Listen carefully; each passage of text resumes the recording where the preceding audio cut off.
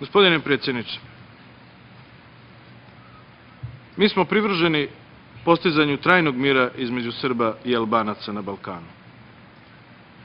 Da bi taj mir bio trajan, on mora da bude i pravedan. To vam govorim ne samo kao predsjednik Vlade Republike Srbije, već pred svega i kao čovjek koji je rođen u Prizrenu, na Kosovu i Metohiji, u gradu koji je u srednjem veku bio prestonica Srbije, a u kojem danas živi svega 20-ak Srba. To zahteva da obe strane donesu teške i hrabre odluke. Mi smo spremni da uradimo naš deo.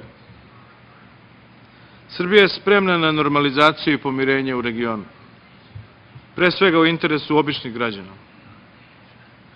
Srbija je takođe spremna za dijalog, čiji je cilj pronalaženje sveobuhvatnog rešenja, ali nije niti će biti spremna da prihvati ovako jednostavno proglašenu nezavisnost Kosova. Bilo kakvi jednostrani potezi, sa bilo čije strane, ne mogu nas približiti konačnom rešenju. Naprotiv, mogu nas samo udaljiti. Ono što je do sad nedostajalo je kredibilan sagovornik, spreman i voljan da uradi ono što je neophodno da bi se postiglo sveobuhvatno rešenje. Da bi se postigao sporazum, neophodni su kompromisi. Osim nas, toga treba da bude svesna i Priština.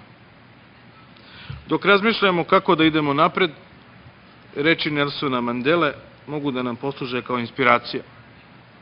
Da bismo ostvarili mir i pomirenje, moramo da sarađujemo sa našim dojučerašnjim protivnicima, da postanemo partneri, da bi se mir učvrstio i večno trajao.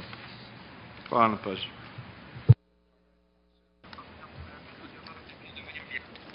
Merci.